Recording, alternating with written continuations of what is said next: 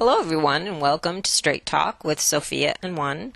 Today is December 15th, 2023, and the title of this episode, which is the 20th episode in the Straight Talk series, is Life Purpose, How Realized and Fulfilled, Physical Considerations and Length of Life. I'm going to read the question myself today because the questioner we couldn't arrange it so that we could have a mutual conversation online, so I'm going to read one's answer. First I'll read the question and then I'll read the answer. So I'll try to make it as interesting as I can with just me. We'll see what happens. So the question, which was asked in June of this year, is this. I'm reaching a milestone, and as I review my life so far, I have known since childhood that I was here to do something important, but so far, nothing outwardly obvious has made me think I've achieved it. Is it the getting this far by putting one foot in front of the other all these decades? Or is something bigger, more obvious, coming for the background spiritual people, such as myself, to help create? If so, will we elders have the energy and time to be hands-on in creating our amazing next experience? I'd love to have decades more time and, importantly, energy to help birth this new epoch. So that's the question, and the answer is quite lengthy. I will just begin. This is the one. We will speak now on this question, for it is a universal one, most often stated as, quote, what is the meaning of life? It urgently presents itself to people at various points on life's journey. Of course, we speak here about physical life on earth, for certainly life is eternal. Now, when choosing an experience beyond, quote, all that is, end quote, and into earth, human, physical life, there are numerous contributing elements.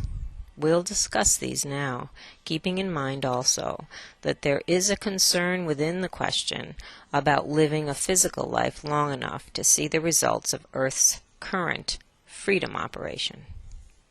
We'll list the contributing factors to life's mission.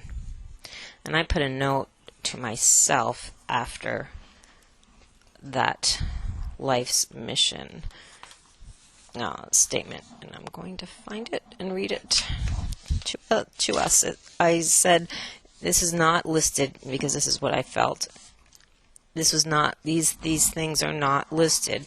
These contributing factors are not listed in order of importance because the process is inclusive and organic.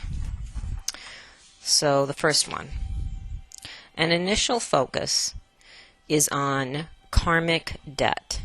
If one, meaning one karmic debt, looms large on the soul, and the timing coincides for it to be, quote, repaid, as it were, this factor supersedes all the others. It will function as this particular life's primary purpose, overshadowing everything else. Number two. Next comes the desire for learning of a specific soul. This could be illustrated as learning to crawl being a common precursor to learning to walk. Each soul chooses how to progress. This choice incorporates length of time spent on any single element. There are some components captured quickly, while others not so much, and requiring numerous levels of exploration. This will differ according to personality. A soul's evolution is not a one-size-fits-all journey. Instead, it follows what American schools label an IEP, which is an individual education plan. What is most productive for the soul is what is chosen. Number 3. Next, the current societal impact is considered for how the, quote, moment in time or current era impacts a soul's choice. In this case, specific reasons may move out of any expected order. This would be because of a singularly beneficial time to get a particular lesson. If it occurs, and there is a physical body available and willing, some lessons may occur, quote, out of order to utilize the current opportune moment in time. Number 4. We have mentioned, quote, if a physical body is available, end quote. Here, we will add suitable to the sentence, changing it to, quote, if there is a suitable physical body available, end quote.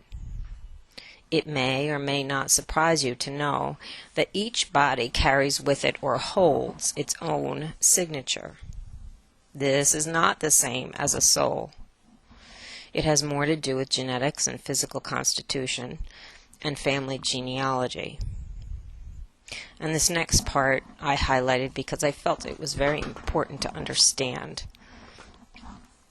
Some karmic debt is held in the body born, regardless of soul. And that, I think, might be a surprise to some people. So I'll say it again. Some karmic debt is held in the body born, regardless of soul. In these cases, souls offer their lives partially in service to the satisfaction of the debt incurred. The offering does not negate their personal mission, however. It exists as a component of soul choice, or life mission, as all parts do. Embodied karma could include physical conditions or family generational conditions. So I thought that was very, very interesting. There's a story in someone in my family that was told at some point on his journey, was told that his life was a satisfaction of a generational situation. And so, in other words, the body he was born into was going to experience certain things as a result of physical karma inside the family itself. Not necessarily his personal karma, but the body itself. What you are seeing now, in this time of the awakening, is a great many debts being satisfied. This is evident in the great number of star seeds, souls, having lived a long life and suffered as children due to physical or emotional abuse. And this next sentence I highlighted as well. All debts are reconciled with the awakening. That came in very powerfully.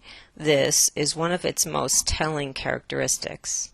It is the release of the need to, quote, pay back. The awakening brings with it forgiveness and acceptance. It is a return to love. It is the reason you've been called the strongest of the strong. This is due not only to the time of strife happening on your earth now. It is also referring to the challenges you faced as children and may still face now, whatever your age. All debts reconciled means exactly that. The souls incarnating on earth these last 50 plus years have been actively engaged in this work. It is a mighty calling. Number 5. Now we will entertain the notion of, quote, benefit to the one, end quote. For indeed, each incarnation incorporates an overall contribution to the grand evolution of the whole.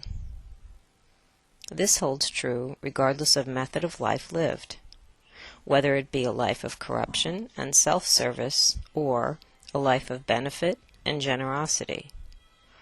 All of life expands consciousness and deepens learning. Every nuanced possibility is explored within humanity. This is why humanity will not end. Not ever. The race is iconic.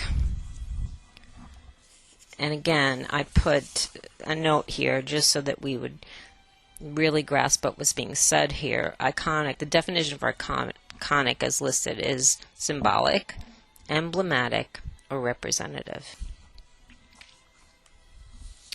It is a proving ground for soul advancement and rich in deep explorations of every possible emotion. These emotions run the gamut from abject terror to bliss. Every notion between these extremes is explored within humanity. The human race is a rich field for soul growth. As you are, in every case, one, the benefit of each becomes beneficial to all. This is law. Number 6. There is personal preference. This cannot be forgotten. It may surprise you to know that lives, bodies, times are chosen simply, or perhaps simply because you want to hang out with another, either another group or another person or another moment in time that you've always been curious about. There are no rules prohibiting such choices, for indeed the purpose of physical life itself is experience. In such cases, there is always unexpected benefit, which very often leads to further exploration and discovery. Human life initiates the desire for more life. Life is an infinite exploration of every possibility. Number 7, and finally, life missions are chosen and completed in an organic, holistic fashion. There is not so much one part isolated or predominant. There is a constantly fluctuating dance of elements, coordinating and moving in sync with one another. The express purpose of this dance cannot be held in a single word. Instead, there are numerous, perhaps infinite, contributing elements that exist in constant motion and awareness of each other. Life purpose is a force, perhaps the force, propelling one forward. That is all for now. And then, as I usually do, I split up the contact to continue answering the question. So here's another section where one introduced himself and said, "It is the one. Let us continue." We have discussed the impacts of various components onto, quote, physical life purpose. There are 2 things about life purpose that we'll entertain next: how it is realized and how it is fulfilled. Realization most often occurs late in life. It is a product of reflection. Reflection, that is one of the, quote, perks of maturity. When looking back, there will be moments when the satisfaction and fulfillment was both joyful and visceral. These will be many, as a single life holds within it a string of purposes. The realization or reflection also happens multiple times. Maturity alters perception. Maturity is not necessary for realization, however. This is the case with those whose lives are relatively short. For these, the reflection occurs in the afterlife rather than the current one. What is discovered here is that when the purpose is fulfilled, there is a knowing. This knowing comes with a feeling of completion and/or satisfaction. It can be very subtle and thus disregarded. All such feelings are markers. These you give yourself along the way to cheer yourself on. They are worthy of your focus. Fulfilling a life's purpose happens with or without conscious awareness, however. You have secured a body and a timeline that guarantees that this be so. In one way or another, you will impact what it is or who it is you intended to. What happens next is where free will determines the outcome. Each moment is under your control and extremely deterministic. Sometimes a component of your purpose was to provide the opportunity for forgiveness or hostility or compassion in someone else. Do you see where this is heading? Your life lived completes your purpose. As life is an infinite arena, there is no end to its possibilities for fulfillment and growth. Experience is the teacher here, regardless of specifics. Purposes interact with one another, as the players of them do, and each moment is thus moving and morphing and alive. There is no such thing as a stagnant or single purpose. That said, right now is a special time in Earth's history, and many of you are here to contribute to it. The anticipation for the next several years is at an all-time high. Many of you, our questioner included, have been experiencing the anticipation with full awareness for many years. Earth humans are not particularly long-lived or with the best healing practices, so concerns are valid. Quote, "Will I be around and be healthy enough to participate in and contribute to New Earth?" This is a valid question. As there are specific and individual considerations, there is not a single universal answer, but what can be said is this. If you are listening to writings like this one, chances are you have a part to play in setting up and rebuilding Earth's society. There are many such parts. We are not talking about decades away here, or even a single decade before you are needed. The work begins now. Pockets of love-based action are erupting worldwide. Some of them, or none of them insignificant. Remember that your energy has a much further reach than you know. It all plays a part. Your world changes now. As far as a specific and defining global change event, what can be said is that you move closer to it every moment, and it too is not far off.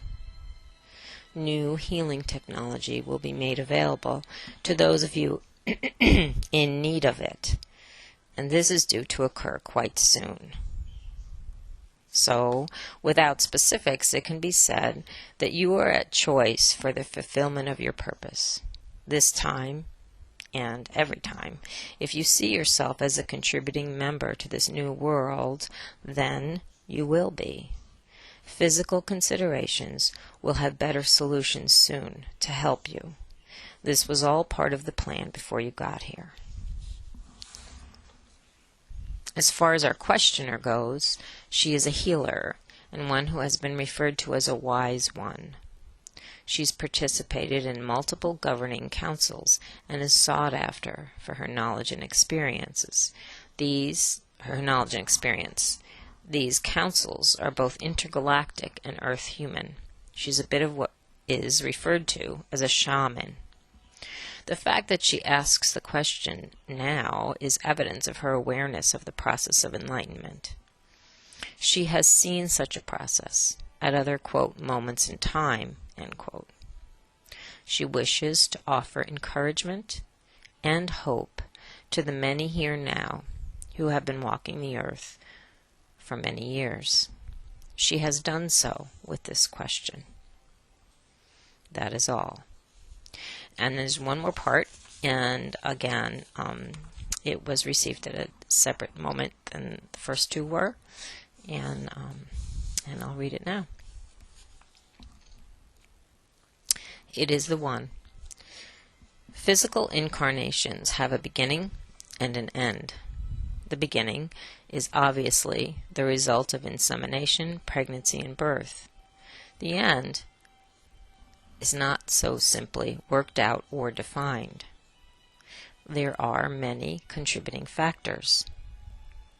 Initially, it is the overall stamina of the body chosen. Some physical suits are made for a lengthy journey, while others are geared for a brief visit. Secondly, what impacts the health and physical constitution is the sustenance and care it is given. Some of this is a result of availability, and I made a note here, availability of proper sustenance and healing modalities. And some of it is choice. And this part I found very profound, and so I highlighted it. So I'll say it probably twice. There are many situations where the body starves in the middle of a banquet. This is a reference to not only physical abundance, but spiritual and emotional abundance as well. Lifespan is determined holistically. That really struck me when that came through, and what comes in my head now and did when I heard it was, we are our own worst enemy, which we've all heard, maybe said to ourselves at times. There are many situations where the body starves in the middle of a banquet. This last point is where we will direct our focus. Free will reigns supreme, and lifespan is a rich field in which to hold that discussion. Many of you have heard stories of humans who seemed to, quote, decide when precisely to die, either when everyone left the room or once a certain illness appeared. And I'd like to interject a personal story here within my family of origin, or my family, extended family. There's several different stories. One which was quite profound was of a family member who was in the hospital and did not want to be in the hospital, was very sick, and wanted to be released, and had also lost the ability to speak. So all of the conversation that was being had with this person, with this patient, and this family member of mine, was written down. And all the answers that were being given from the patient were written down, and the patient kept asking again and again, just release me. And the reason that the person couldn't be released is because an extraordinary amount of care was needed, and there was no one there to offer that care for this person. So the last words she wrote were, "Well, I guess I'll just die here then." And she did, very, very quickly. There was another story from another family member, extended family member, that again, there was an illness, and it was unexpected, and it was one of those no one wants to get, which they determine length of life, and it was very dramatic, and there was no hope for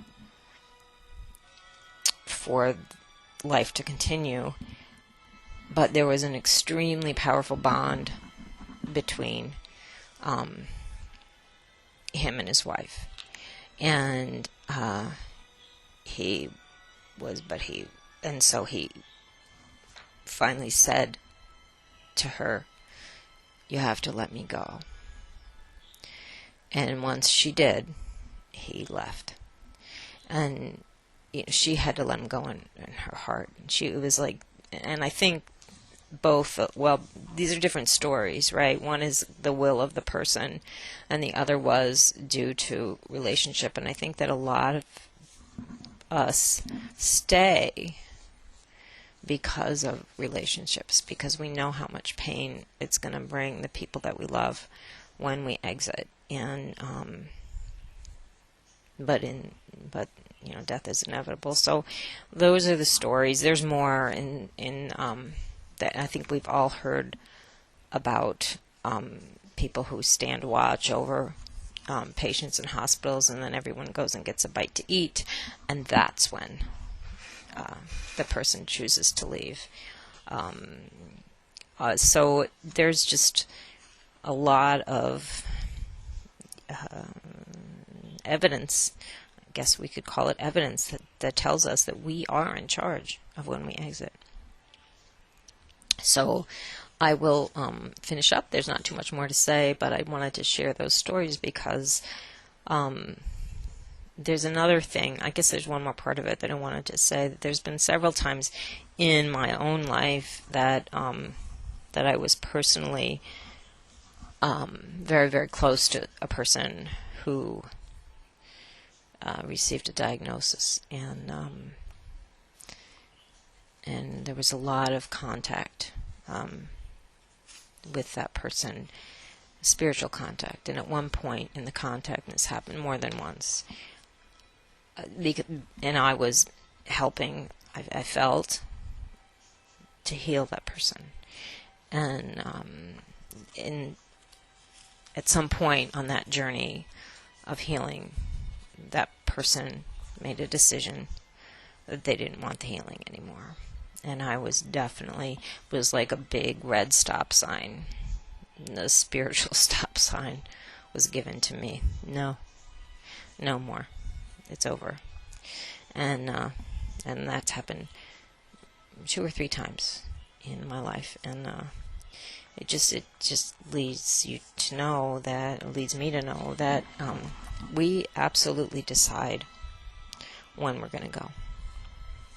So this is what one has to say about that. There's a few more paragraphs here. He says, the truth of physical death is what quite literally, quote, haunts humanity. Once born, it is a universal death, and it will be experienced. You would be surprised to know how much say you have in your decision.